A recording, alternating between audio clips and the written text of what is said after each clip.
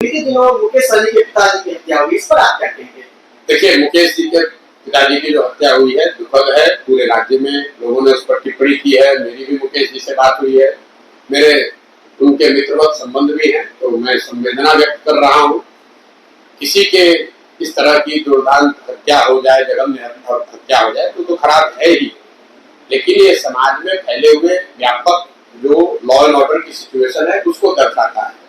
देखिए, हर बात को आप गहराई से अगर समझना चाहेंगे, लॉ एंड ऑर्डर बिहार में क्यों खराब हुआ है, यही नीतीश कुमार है जिनके राज में लॉ एंड ऑर्डर को सुधारने के लिए इनको लोगों ने क्रेडिट दिया था। अब ये आखिर बिगड़ा क्यों है? बिगड़ा है ये 2017-18 से बिगड़ना शुरू हुआ है, और बिगड़ने की शुरुआत हुई शराबबंदी से।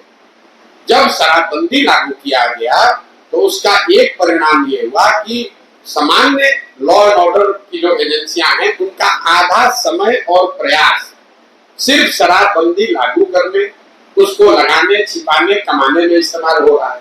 तो आधी जो प्रशासनिक लॉ एंड ऑर्डर व्यवस्था है वो आपने डाइवर्ट कर दी शराबबंदी की ओर, तो उससे लॉ एंड ऑर्डर में ढिलाई हुई।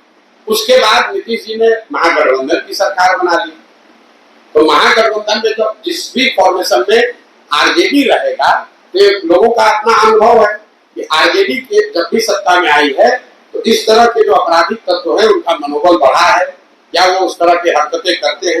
तो अपराध शराबबंदी के बाद जब भाजपा के साथ थे तो शराब अपराध बढ़ना शुरू हुआ, फिर उसमें महागठबंधन आ गया तो और बढ़ गया।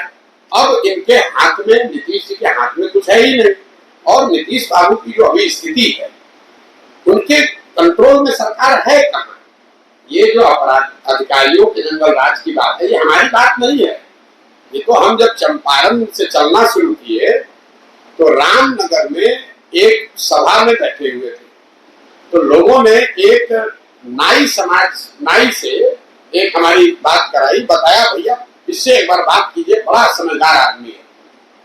तो एक छोटी सी गांव की सभा में मैंने उससे पूछा कि भाई ये बताओ कि लालू जी का भी राज आपने देखा है और नीतीश का भी राज देख रहे हो, दोनों में फर्क क्या है? तो उसने जो बात बताई उसी को कोट करते हैं। उसने कहा कि भैया हम नाई हैं, हजाम हैं, अपनी भाषा में आपको समझाएं तो दोनों के राज में कोई फर्क नहीं है। फर्क इतना ही है कि लालू जी के राज में अपराधियों का जंगल राज था, नीतीश के राज में अधिकारियों का जंगल राज है। हजामत तो जनता का दोनों में बन रहा है। फर्क बस इतना है कि लालू जी के राज में जो अपराधी था वो रात में बंदूक के बल पर लूटता था, नीतीश के राज में जो अधिकारी है वो कलम लगाकर लोगों को लूट रहा है। लालू जी के राज में जो अपराधी था वो किसी से डरता नहीं था, नीतीश के राज में जो अधिकारी है वो भी डरता नहीं, वो पैसा ले रहा है, आप जाइए कल कह जाओ जिसे कंप्लेन करना है कर लो। तो उसने ये बताया कि दोनों में फर्क कुछ नहीं है, जनता का हजामत, जनता की परेशानी दोनों में वही है, सिर्फ जनता को एक्सप्लॉइट करने वाला बदल गया। पहले अपराधी था, अब अधिकारी हो गया है, और बिगड़ती हुई लॉ एंड ऑर्डर सिचुएशन उसी का द्योतक है, क्योंकि अधिकारी जो है वो सरकार से अपने आप को ऊपर मानता है, वो किसी से डरता ही नहीं। उसको मालूम है भैया कुछ कर लीजिएगा, हम 50 लाख रुपए दे के पोस्टिंग कराए हैं, क्या कर लीजिएगा मेरा। तो सर क्या लगता है कि पदाधिकारियों को इस काम के प्रोत्साहन देने के लिए भाजपा पार्टी सरकार बनाती है जदयू के साथ? भाजपा का यहाँ कुछ अस्तित्व नहीं। आप लोग, हम लोग सब नीतीश कुमार को पलटू राम कहते हैं। आप मुझे बताइए, अगर नीतीश कुमार पलटू राम है तो भाजपा कैसे नहीं पलटू राम है? भाजपा भी तो पलट पलट के उन्हीं नीतीश कुमार के पास जाती है। आप देखे, अमित शाह आए, बड़ा खड़ा होकर घोषणा किया नीतीश कुमार के लिए दरवाजा बंद है, बिहार के लोगों सुन लो, अब ये दरवाजा नहीं खुलने वाला है, चुनाव के बाद हम लोग नीतीश को नहीं लेंगे। चुनाव के बाद तो छोड़िए, चुनाव से पहले ही दरवाजा खिड़की खोल के नीतीश कुमार को वापस ले लिया। चलो वही मजाक करता है कि भाई अमित शाह दरवाजा तो हम ठीक है किया था, खिड़की नहीं लगाना भूल गए। तो अगर नीतीश कुमार पलटे तो भाजपा भी तो पलटी। तेजस्वी यादव ऐसे ही दावा कर रहे थे जब भाजपा का सरकार था नीतीश का, नीतीश पलटू चाचा है, तो भैया तुम भी तो पलट के उसी नीतीश कुमार के साथ चले गए। नीतीश कुमार ने एक बढ़िया काम किया, खुद पलट पलट के सबको अपने रंग में रंग दिया। अब कोई दल बचा ही नहीं जो पलटू राम नहीं है। बिहार में चाहे भाजपा हो कि आरजेडी हो, नीतीश को तो फिर भी समझिए मुख्यमंत्री हैं, उनको कुछ मिल रहा है। ये दोनों दल को तो मुफ्ते में ही लोग पलट रहा है। कहते ना यहाँ की जात भी गया भात भी नहीं था। भाई नीतीश तो मुख्यमंत्री है तो पलटे, तेजस्वी किस लिए पलटे वो पूछ लीजिए, अमित शाह किस लिए पलटे वो समझ लीजिए। सीटों कम हो गया लोकसभा में, वो भी नहीं मिला। तो मेरे भाई नीतीश कुमार की यही तारीफ है कि राजनीति के अपने अंतिम दौर में भी नीतीश ने ये साबित कर दिया कि बिहार में जितने हैं ये सब उनके पीछे पलटने वाले लोग हैं, इनकी आपस की कोई ताकत नहीं है। हम तो इसीलिए कह रहे हैं कि भाजपा को अगर दम है कैमरे पर तो नीतीश कुमार को अपना मुख्यमंत्री का चेहरा घोषित करे कि 25 में जीतने के बाद नीतीश बाबू मुख्यमंत्री बनेंगे। आप देखिए अगर दम है तो घोषित करके दिखा दे। आप सम्राट चौधरी को या जो भी भाजपा का यहाँ नेता है उससे जरा पूछिए कि सर 25 के बाद मुख्यमंत्री का चेहरा कौन होगा। सम्राट चौधरी ने तो कहा है कि नीतीश के नेतृत्व में चुनाव लड़ेगा। तो कहा कि भाई लड़के देख ले, पता चल जाएगा। नीतीश जी तो जैसे पलट के सबको पलटू राम बना दिए, वैसे अपने डूबेंगे, साथ साथ भाजपा को भी लेके पूरा ही डूब जाएंगे। सम्राट चौधरी में दम नहीं उठाने का, अभी मुरेठा खुला है ना, सब खुल जाएगा। नीतीश को नहीं जानते, नीतीश बाबू को हमसे ज्यादा बहुत लोग नहीं जानते हैं बिहार। सम्राट चौधरी जैसे 10 आदमी को नीतीश कुमार डुबाने की क्षमता रखते हैं, जाते जाते डुबा के जाएंगे। मुरेठा खुलवा दिए ना उनका, मुरेठा भी खुल गया, इज्जत गई सो अलग, विश्वास प्रतिष्ठा गया सो अलग। अब नीतीश का जूनियर बन के बोला लेके घूम रहे हैं। तेजस्वी को भी उन्होंने दिखा दिया। जिस तेजस्वी ने नीतीश को पलटू चाचा कहा, उसी तेजस्वी को अपने साथ लाकर अपना कसीदे कसवाया कि नीतीश कुमार ही सबसे अच्छा है। उसके बाद 15 महीना का लीजिए सम्राट चौधरी भाजपाई, तब भाजपाइयों को भी खड़ा कर देता है कब हमारा गुणगान करो, चाहे हमको याद कुछ रहे चाहे ना रहे, हमारा गुणगान तुम लोग करते रहो। ये नीतीश कुमार की राजनीति की ताकत है। तो डाइवर्सिटी का जहाँ तक सवाल है, गांधी जी ने औरतों को साथ जोड़ा, दलितों को साथ जोड़ा, मुख्तलिफ मजहब के लोगों को जोड़ा। उन्होंने अपनी पदयात्रा को बहुत ही इंक्लूसिव एंड डाइवर्स बनाया।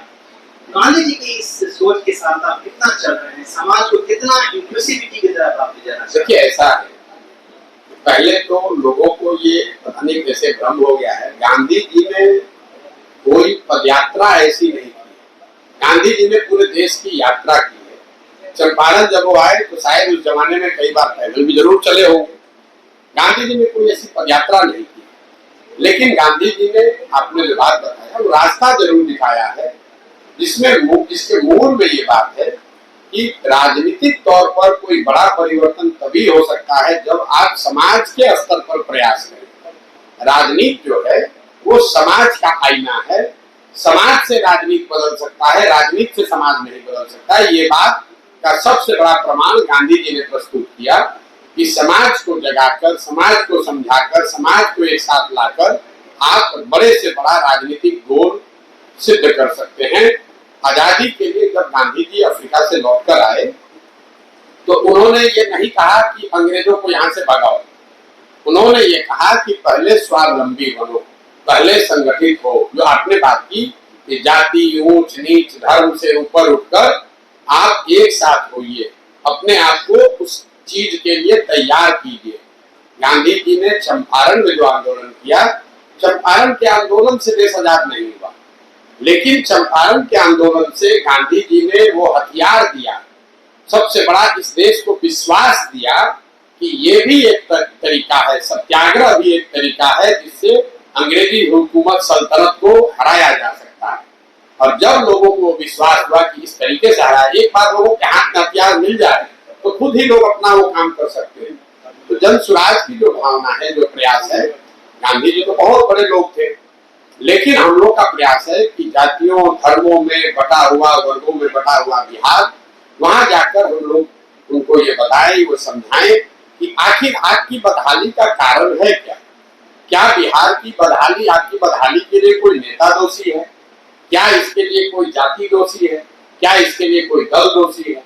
मेरा अपना आकलन है, जनसुराज की ये सोच है कि बिहार की बदहाली के लिए कोई व्यक्ति विशेष, कोई नेता, कोई जाति दोषी नहीं है। इसके लिए सामूहिक तौर पर हम सब दोषी हैं जो अपनी समस्याओं को जानते हैं। हम लोग ये भी जानते हैं कि ये समस्याओं के का कारण क्या है, हम ये भी जानते हैं कि कौन नेता क्या कर रहा है, लेकिन इन सारी समस्याओं को जानने, समझने, भोगने के बाद भी जब वोट देने जाते हैं तो इस सब बात को भूलकर जाति के आधार पर, धर्म के आधार पर या फिर लालू जी के डर से भाजपा को और भाजपा के डर से लालू जी को वोट देते हैं। तो जनसुराज के जो 3 उद्देश्य है वो इसी से जुड़ा हुआ है।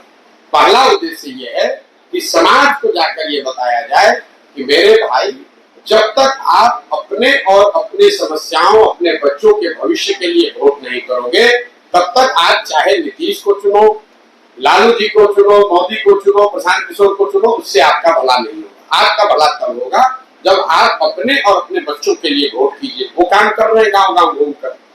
दूसरा ये संकल्प है कि अगर लोग, समाज अच्छे लोगों को चुनने के लिए तैयार हो जाए तो उनके पास अच्छे लोगों का विकल्प होना चाहिए।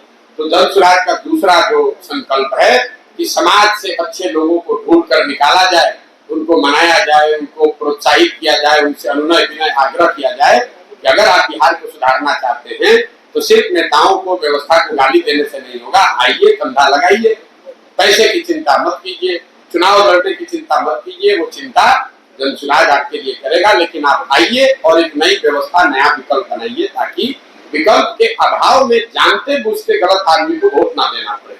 और तीसरा, अगर लोग समझ जाए, अच्छे लोगों का चुनाव कर भी ले तो भी बिहार का विकास तब तक नहीं हो सकता है जब तक बिहार के विकास के लिए एक समग्र सोची समझी योजना न हो।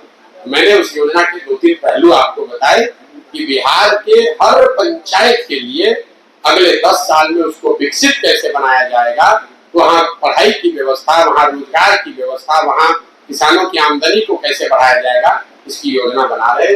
ये पूरी पदयात्रा का लक्ष्य यही 3 है। समाज को जगाना, समझाना, उनको इस बात के लिए तैयार करना कि वो अपने बच्चों के लिए वोट करें। दूसरा, उनके सामने बेहतर लोगों का विकल्प देना। और तीसरा, लोग चुनकर आए तो बिहार को सुधारने के लिए दुनिया भर के विशेषज्ञों की राय से एक ऐसी योजना बनाना जिससे बिहार का समग्र विकास हो सके। और एकमात्र लक्ष्य जो है कि अगले 10 वर्ष में बिहार देश के 10 अग्रणी राज्यों में कैसे शामिल हो, उस दिशा में प्रयास करना। प्रशांत किशोर जी, 2025 का जो चुनाव है उसको कैसे देख रहे हैं आप? पूरे जगह चुनाव लड़ने की बात कर रहे हैं सब जगह। जनसुराज 2025 का चुनाव 243 सीटों पर लड़ेगा, 242 पर लड़ेगा। और ये जो दल अभी 2 अक्टूबर 2024 को बनने जा रहा है, आप देखेंगे कि इस दल को कौन लोग बना रहे हैं। मैंने घोषणा की है कि मैं इस दल का नेता नहीं हूँ, तो आप देखेंगे कि किन लोगों को चुनकर हम ये दल बनवा रहे हैं, लोग हमारे बारे में क्या जानते हैं। जो मेरा आलोचक भी है वो कहता है कि प्रशांत किशोर को और कुछ आए या ना आए, चुनाव लड़ाने की समझ इस व्यक्ति को है। तो जो काम मैं पहले करता था, काम तो मैं भी वही, अभी भी वही कर रहा हूँ। आपके नजर में फर्क है, आपको लग रहा है कि प्रशांत किशोर कुछ अलग कर रहे हैं। हम अलग कुछ नहीं कर रहे। हम पहले नेताओं को, दलों को सलाह देते थे कि किस तरह से संगठित हो, किस तरह से अभियान करो, कौन से प्रॉमिस करो, कैसे जनता से संपर्क करो, कैसे संगठन बनाओ, कैसे चुनाव लड़ो कि चुनाव जीतोगे। इसमें तो आप हमारा लोहा मानते हैं। बिहार में अभी वो दल नहीं था, तो 2 अक्टूबर को वो दल बन जाएगा। और प्रशांत किशोर ने जो दूसरे दलों के लिए किया है वही काम अब जनसुराज जो 2 अक्टूबर को दल बनेगा उसके लिए करेंगे। लेकिन बड़ा सवाल है, यहाँ तो जातीय समीकरण के आधार पर लोग वोट करते हैं। कहाँ पर जातीय समीकरण के आधार पर वोट नहीं पड़ता है, वो बता दीजिए। आप तो पत्रकार हैं, आपका अनुभव हमसे बहुत ज्यादा है। आप मुझे बताइए कि बिहार में मोदी जी के नाम पर लोगों ने वोट दिया है या नहीं दिया? बताइए। अरे आपने सवाल किया है, कुछ बताइए तो। बिल्कुल दिया है। आप कह रहे हैं कि बिहार में मोदी जी को वोट लोगों ने दिया है, तो मोदी जी के जाति के बिहार में कितने लोग रहते हैं आप मुझे ये बता दीजिए। बिहार में 20% अल्पसंख्यक हैं, करीब करीब। ये सारे लोग, ज्यादातर लोग भाजपा के दर से लालू जी को वोट करते हैं। तो क्या ये सारे अल्पसंख्यक समाज के लोग लालू जी के जाति के लोग हैं? बिहार में एक बहुत बड़ा वर्ग है जो नीतीश कुमार को वोट देता है, वो नीतीश कुमार के जाति के लोग नहीं है। वो सिर्फ इसलिए उनको वोट देते हैं क्योंकि वो लालू जी से डरते हैं या लालू जी को वोट नहीं दे सकते। इतना सरलीकरण जो आप कर रहे हैं कि बिहार में हर वोट जाति पर पड़ता है, ऐसी बात है। समाज में जाति एक बड़ी सच्चाई है। जाति को समझना और जाति की महत्ता को राजनीति में समझना वो एक बात है। जाति एक फैक्टर है, एकमात्र फैक्टर नहीं है। अगर एकमात्र फैक्टर होती तो जिस जाति के लोग एक बार जीत कर आ गए वो तो कभी चुनाव ही नहीं हारते। आप लोग बिहार में एम वाई समीकरण का रोज बात करते हैं कि लालू जी की ताकत है एम वाई समीकरण। मेरे भाई, जब एम वाई समीकरण था आपकी समझ से, तो आप मुझे बताइए बिहार में लालू जी को 54 में 53 एमपी, तब बिहार झारखंड एक था, 54 में 53 एमपी जीत कर आया था। आज वही लालू जी को 2-4 सांसद भी नहीं जीत रहे हैं। तो आपका क्या मानना है कि क्या मुस्लिम और यादव समाज के लोग बिहार छोड़कर चले गए हैं?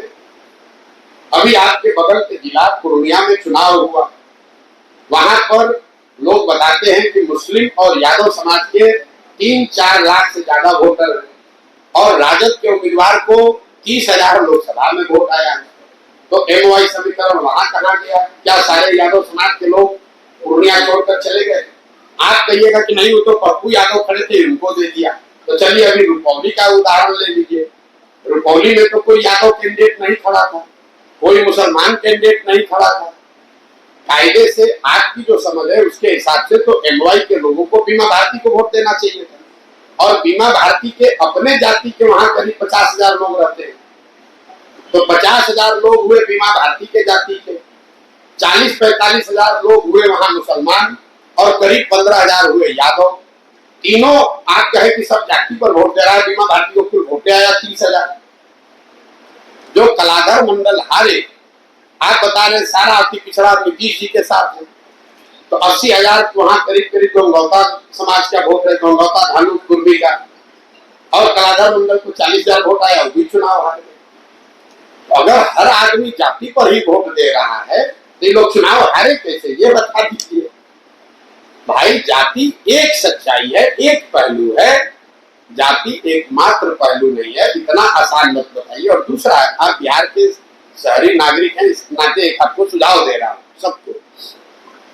ये बात जो आपके दिमाग में बैठा दी गई है कि बिहार में हर आदमी जाति पर वोट दे रहा है, और आप लोग भी जो रोज ये गाना गाते रहते हैं, इससे बड़ा बिहार का दुर्भाग्य कुछ हो नहीं सकता। आप मुझे बताइए कि क्या गुजरात में जाति पर वोट नहीं पड़ता है? वहां खान थ्योरी आज से 20 साल पहले से क्षत्रिय, हरिजन, आदिवासी, मुसलमान को इस्तेमाल करके कांग्रेस गुजरात में जीतती है। क्या खान थ्योरी बिहार का है? लिंगायत को कालिका कर्नाटक में है कि बिहार में है? कम्मा रेड्डी काकू आंध्रा में है कि बिहार में है? आप तो कभी नहीं बात करते हैं कि कर्नाटक में विकास नहीं हो रहा है क्योंकि वहां कोकालिका और लिंगायत जाति के आधार पर वोट देते हैं। यूपी में जाति पर वोट नहीं हो रहा है, लेकिन हमने ये ढिंढोरा पीट दिया है कि बिहार में सब हम लोग इसलिए पिछड़े हैं कि जाति पर वोट पड़ रहा है।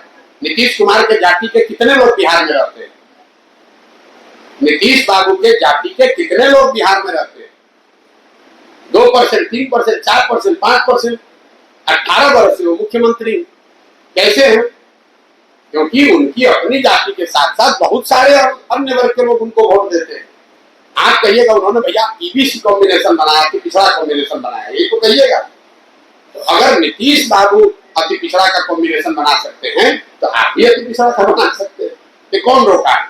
कहाँ संविधान में लिखा है कि नीतीश बाबू के जाति के लोग अति पिछड़ों को जोड़ सकते हैं और दूसरे जाति के लोग अति पिछड़ों को नहीं जोड़ सकते? अगर लालू जी गरीब के नेता हो सकते हैं तो कोई दूसरे समाज का आदमी भी गरीब का नेता हो सकता है। ये कहां से आपको दिमाग में बैठा दिया गया? ये आपके दिमाग में इसलिए बैठाया गया है कि बिहार में पिछले 30 वर्ष में, आंकड़ा याद रखिए, जो भी नेता बना है, जो भी यहाँ सांसद विधायक बना है, वो चाहे किसी दल से बना हो, वो सिर्फ 1250 परिवारों का ही परिवार का सदस्य है। 1250 परिवार के लोग ही यहाँ पर मंत्री विधायक सांसद बने और उन्होंने ये डर बैठा दिया समाज के मन में कि अगर तुम्हारे पास पैसा नहीं है, जाति नहीं है, तो तुम चुनाव नहीं लड़ सकते। मैं आपको उदाहरण देता हूँ। लोगों को लगता है लालू जी का परिवार का पार्टी है, कोई कहता है रामविलास जी का पार्टी परिवार का पार्टी है। आप भाजपा का उदाहरण ले लीजिए। बिहार में भाजपा का नेतृत्व कौन कर रहा है? सम्राट चौधरी। सम्राट चौधरी कौन है? शकुनी चौधरी के लड़के हैं। शकुनी चौधरी जी जब इस राज्य में कांग्रेस का शासन था तो उसमें विधायक और मंत्री थे। जब लालू जी का शासन आया तो उसमें भी विधायक मंत्री बने शकुनी चौधरी। जब नीतीश बाबू का शासन आया तो उसमें भी विधायक मंत्री बने शकुनी चौधरी। जब मांझी जी मुख्यमंत्री बने तो उसमें भी शकुनी चौधरी विधायक मंत्री। और आज जब भाजपा को राजनीति करना है तो उसको भी और कोई कुशवाहा नहीं मिला, शकुनी चौधरी का लड़का ही मिला। तो आपको लग रहा है कि हम कांग्रेस को हटा के लालू को लाए, लालू को हटाकर नीतीश को लाए, नीतीश को हटाकर भाजपा को लाए किसी को परिवार को वही शकुनी चौधरी का ही जो शासन कर रहा है, वही 1200 परिवार शासन कर रहा है। आप अपने मधेपुरा के हर विधानसभा को देख लीजिए, कोई ऐसा विधानसभा नहीं है जो 3, 4, 5 परिवारों के बाहर गया हो। उसी परिवार के लोग अलग अलग झंडा और दल लेकर आपको हमको बेवकूफ बनाकर वोट लेता रहता है। जनता कहती है इस बार लालू जी को सबक सिखा देंगे, नीतीश को देंगे, तो वही उसी आदमी को फिर जाके दे देते हैं। ये समस्या है, आप बात को समझिए। सर आपका क्योंकि आप बिहार में विकल्प लेकर आए हैं, आपने एक बात कही थी। हम विकल्प लेकर नहीं आए हैं, हम बिहार के लोगों को ये बता रहे हैं, समझा रहे हैं, बिहार के लोगों का हाथ पकड़े हैं कि आप में ये क्षमता है, आप विकल्प बना सकते हो और इन तीनों दलों से बेहतर विकल्प आप बना सकते हो। और आप अपने विकल्प को जब जिताओगे, जनता का राज बनाओगे, उससे आपका जीवन सुधरेगा, उससे आपके बच्चों का भविष्य सुधरेगा। जी बिल्कुल। और हम उसमें मदद कर रहे हैं। हम विकल्प बनाते तो हम दल बना लेते, हम दल के नेता हो जाते, हम कहते कि हमको वोट दो। आप हमारे किसी सभा में जाइए, हम एक अपने 30 मिनट के भाषण में 5 बार कहते हैं कि वोट जिसको भी देना है दो, लेकिन वोट अपने बच्चों के लिए। हम ये कह ही नहीं रहे कि वोट आप हमको दो, कि धनसुराज को दो, कि लालू जी को दो, कि मोदी को दो। हम कह रहे हैं जिसको भी वोट देना है दो, वोट अपने बच्चों के लिए दो, नेताओं के बच्चों के लिए मत दो, जाति के लिए मत दो, मंदिर के लिए मत दो, 5 किलो अनाज के लिए मत दो, अपने बच्चों के लिए दो, अपने बच्चों के पढ़ाई के लिए दो, रोजगार के लिए दो। तुमने मंदिर के लिए वोट दिया तो मंदिर बना, अनाज के लिए वोट दिया, अनाज मिल रहा है, अपहरण रोकने के लिए वोट दिया, अपहरण रुक गया। आपने सामाजिक न्याय के लिए वोट दिया तो गरीब और वंचित को आवाज मिला है। आपने बिजली के लिए वोट दिया, बिजली आ गया। आपने सिलेंडर के लिए वोट दिया, सिलेंडर मिला है। तो जिस दिन अपने बच्चे और पढ़ाई के लिए वोट दोगे तो पढ़ाई और रोजगार भी मिलेगा। वोट चाहे जिसको भी दे दो, फॉर्मूला ये है।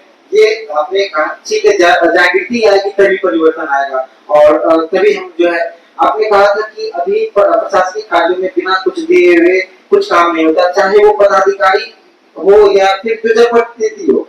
फिर आपने कहा था कि प्रशासन और प्रतिनिधि मिलकर ये काम कर रहे हैं, तो ये दोनों एक ही सिक्के के पहलू, इसीलिए उनका काम बिना दिए हुए नहीं हो रहा है। इसको आप कैसे देखते हैं सर? मेरे भाई, अगर अंचलाधिकारी ब्लॉक में जो सीओ है वो 30 लाख रुपया देकर अपना पोस्टिंग कराएगा तो वो पैसा 30 लाख रुपया कहाँ से निकालेगा? तो दाखिल खारिज में 10 कर लेगा, तभी तो वसूली होगी। आज से 5 वर्ष पहले दाखिल खारिज रसीद कटाने में बिहार में पैसा नहीं लगता था। ये तब से शुरू हुआ है जब सीओ की पोस्टिंग 30 लाख, 40 लाख, 50 लाख रुपया लेकर आप कर रहे हैं। अगर आप थाने में 50 लाख रुपया लेकर एसपी का पोस्टिंग कीजिएगा जिला में, तो शराब के धंधे से पैसा कमाएगा ही ना भाई। वो गेहूं तो बेचेगा नहीं, यहाँ मधेपुरा में आकर अफसर खेती तो करेगा नहीं। तो प्रशासनिक तंत्र में जो भ्रष्टाचार है, ये कहीं न कहीं सरकारी तंत्र में जो ऊपर जो नेता बैठे हुए हैं, जो मिनिस्टर बैठे हैं, वो जो पैसा कमा रहे हैं, ये उसका परिणाम है। सर अपने सवाल मेरा, जो अभी तक अपने यहाँ के लोग जो अतीत को लेकर चल रहे हैं, क्या इस अतीतों से यहाँ का परिवर्तन होगा, बिहार में परिवर्तन होगा या विजन है जन स्वराज का? परिवर्तन सुनिए, परिवर्तन होगा कि नहीं होगा, हम कोई ज्योतिष तो है नहीं। हमारा काम है प्रयास करना। परिवर्तन आज हो 20 वर्ष के बाद, हम करें या आप करें या कोई तीसरा करे, करना तो किसी न किसी बिहार के आदमी को ही पड़ेगा। अब बिना प्रयास किए अपने तो होगा नहीं। तो हम अपनी जिम्मेवारी समझकर हम अपना प्रयास कर रहे हैं। मानना नहीं मानना ये समाज की मर्जी है, आपकी सोच है, आपको देखना है। हम कृत संकल्पित हैं कि हम अपने जीवन का जो कुछ भी हमको भगवान शक्ति बुद्धि साधन दिए हैं, हम इसको सुधारने के लिए अपना ओर से प्रयास करना चाहते हैं। अब होगा कि आप पढ़ाई करना शुरू करते हैं, उसी में सोचिए कि आईएएस बनेंगे तब पढ़ना शुरू करेंगे। अरे भाई, स्कूल में नाम लिखाए हैं, पढ़ाई शुरू कीजिएगा तब न कुछ कीजिएगा। यहाँ बिहार में हर आदमी हाथ काम करे बैठा है कि जब परिवर्तन होने का गारंटी हो जाएगा तब हम जाएंगे काम करने। जब हमको आईएएस का आपको अपॉइंटमेंट लेटर मिलता है तब आप स्कूल में पढ़ाई शुरू करते हैं। अरे भाई, पढ़ाई शुरू कीजिएगा तो हम पहुंच जाइएगा।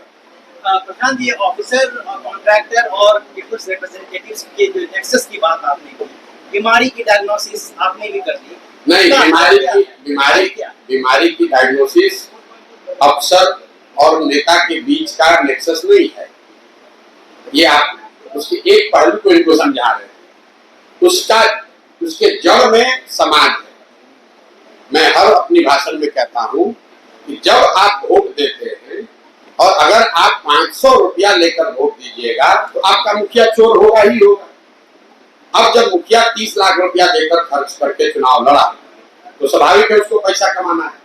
उसको पैसा कमाना है तो उससे जो भी सड़क बन रहा है उसमें पैसा कमाएगा, नाली गली में कमाएगा। और वो पैसा कैसे कमाएगा? वो अफसरों की भागीदारी से कमाएगा। पैसा तो अफसर के थ्रू ही आना है। तो ये अफसर, ठेकेदार और राजनेताओं का जो नेक्सस है वो इसलिए है कि समाज में सुचिता नहीं है। जड़ में वो बात है, अगर आप और हम 1000 रुपया लेकर वोट देंगे तो हम ये नहीं समझ रहे हैं कि 1000 रुपया तो हमको मिल गया, लेकिन वही नेता जब जीत कर आएगा तो राशन कार्ड में हमसे 2500 लेगा, इंदिरा आवास में हमसे 20,000 लेगा, दाखिल खारिज कराने में हमसे 2000, 4000, 5000 रुपया लेगा। तो ये तो आपका ही पैसा है जो थोड़ा सा आपको दिया, 10 रुपया दिया, 90 रुपया ले लिया। यही बात लोगों को समझाने की कोशिश कर रहे हैं कि आप जो चोर समझ रहे हैं कि बहुत चालाक है कि हम नेताजी से 1000 रुपया ले लिए, आपसे बड़ा कोई मूर्ख नहीं है, क्योंकि 1000 रुपया लिए और 1000 में आपका 1,20,000, 1,40,000 रुपया का इंदिरा आवास चला गया। 1000 रुपया आपने लिया, उसमें आपके 5 किलो का राशन कार्ड चला गया, या आएगा तो आपसे 1000 के बदले 3000 रुपया खर्चा करना पड़ेगा।